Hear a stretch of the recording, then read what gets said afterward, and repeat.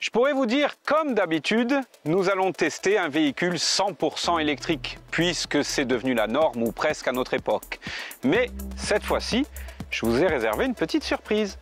Pas de SUV, eh non, un petit bonbon, une petite beauté qui nous est offerte par le constructeur MG, le Seaburster. Et tenez-vous bien, il renferme 510 chevaux sous le capot. Et puis regardez-moi ce look, il est superbe, ce coupé cabriolet 100% électrique, la face avant plongeante avec ses feux en amande, vraiment je les trouve réussis. Et puis nouvelle surprise au niveau des portières, nouveau petit cadeau. Ça en jette, hein. On remarque également ces petits capteurs qui sont faits pour éviter l'obstacle au moment de l'ouverture des portes.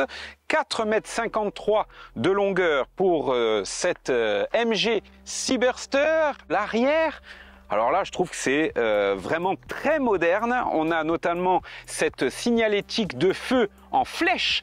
Alors vous verrez, quand on allume les clignotants, ce n'est pas toute la flèche qui s'allume mais uniquement le bout. On est sur une biplace, donc on a un petit coffre. C'est un petit peu le point noir, 249 litres seulement de capacité de stockage. On va dire que c'est suffisant pour un couple qui veut partir en week-end. Mais vous ne pourrez pas faire de longs trajets de vacances avec ce véhicule-là, mais c'est peut-être pas sa fonction première. Quand on voit le travail qui a été fait à l'extérieur de cette MG Seaburster, on n'a qu'une envie, c'est d'aller découvrir l'habitacle. Là, tout de suite, ce qui nous saute aux yeux, c'est la sellerie en simili-cuir et l'Alcantara qui est un petit peu partout dans les sièges, mais aussi il y a plusieurs rappels dans la console de bord. Alors il y a plusieurs possibilités de refermer la porte en élytre. Les portes en élytre, on a des boutons ici et puis on en a sur les portières ici. Mémoire de position pour les deux sièges. On a 4 écrans face à nous, 3 vraiment face au conducteur et un ici en console centrale. On va dire que c'est assez complet au niveau de l'instrumentation et du multimédia. Ce qui me gêne un petit peu, c'est cet écran sur le côté gauche qui renferme notamment la navigation. On va dire que c'est pas très pratique parce qu'on a le volant qui est ici et qui pourrait un petit peu boucher la vue pour le conducteur. Peut-être aurait-il fallu le mettre ici plutôt. Bon voilà, c'est un petit peu le point négatif de cet habitacle. Sinon, on est très bien installé. Au niveau de la console centrale, on a cet accoudoir qui renferme un vide-poche avec un port USB et un port USB-C. Et puis on a ici 2 porte-gobelets qui sont assez rigolos. Ça coulisse. Voilà, je trouve ça sympa. C'est un petit gadget, mais je trouve que c'est plutôt bien fait. On a cette planche façon granit ici, à savoir comment elle va vieillir dans le temps. Bon, c'est un parti pris. Et puis pas de chargeur à induction, mais un emplacement ici pour le téléphone qui est en position, je dirais, verticale.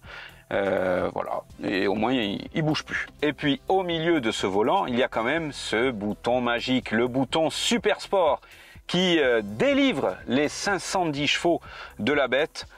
Je crois qu'il y a de quoi s'amuser quand même. C'est une biplace, donc on a un espace de rangement ici, on a des enceintes qui sont équipées du système Bose, et puis on a bien sûr cette capote qui s'ouvre en 10 secondes.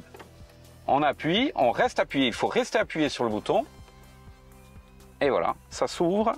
On a vraiment une voiture qui est particulière. Alors elle a son look, elle a sa motorisation, on a 510 chevaux, je vous l'ai dit, sous le capot, avec différents modes de conduite, un système one pedal qui est particulièrement réactif et qui est plutôt bien positionné. On va dire qu'il n'est pas agressif, il est là juste quand il faut.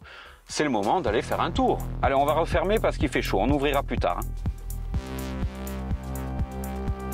Alors on a une telle promesse avec cette MG Seaburster que quand on est à bord, on a la pédale facile, je dirais. On essaye tout de suite d'aller chercher les 510 chevaux Alors bon, il y a plusieurs modes de conduite, mais vous me connaissez maintenant, moi j'aime bien mettre le mode sport. Et bien là, carrément, on a un mode super sport qui lâche les 510 chevaux de la bête. Évidemment, je l'ai enclenché tout de suite. En plus, on a cette sonorisation factice puisqu'on est dans un véhicule 100% électrique.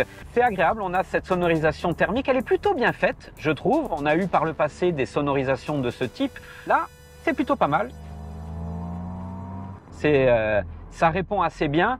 Je trouve que c'est en accord avec la pédale d'accélérateur. C'est plutôt bien fait. Après, au niveau comportement, on est sur une route assez large, sinueuse mais large. Ouais, ça envoie, hein. Il faut surveiller le compteur parce qu'on a vite fait de sortir des limitations. Et vraiment, elle a un comportement très très agréable. Quand on écrase la pédale au plancher, franchement, on manque pas de puissance. Alors les 4 roues motrices, c'est vraiment très agréable. Puis quand on envoie à la sortie de l'épingle, waouh, ça envoie très fort. Ça donne la banane, hein. Vraiment. Oh là là là là. Ah ouais, cette puissance, c'est fort. Et puis le freinage aussi, vraiment très efficace. On a de la chance puisqu'il fait beau, donc on va en profiter. On a une décapotable. Il faut passer sous la barre des 50 km/h, ce qu'on va faire. Et on va décapoter. Bah oui. Ouh. Ouverture du toit terminée. Il y a du soleil, on va mettre les lunettes. Puis on va kiffer un peu, hein.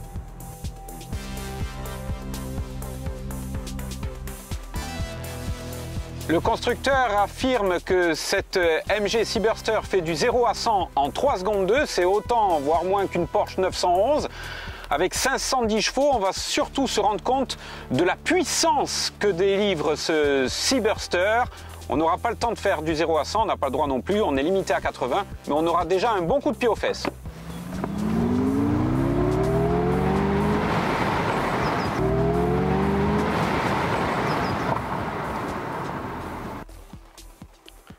Voilà, c'est le moment de dresser le bilan de cet essai de la MG Seaburster.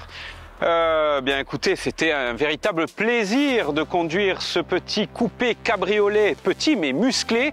On a vu qu'il y avait beaucoup de puissance, digne d'une hypercar. Elle a un dernier atout dans sa manche, cette MG, puisqu'au niveau du tarif, on passe sous les 70 000 €. En effet, pour ce modèle-ci, il vous faudra débourser 69 140 €. Voilà, c'est un essai que vous pourrez retrouver dans la version papier du supplément moteur de Corse Matin. On se retrouve le mois prochain pour un nouvel essai.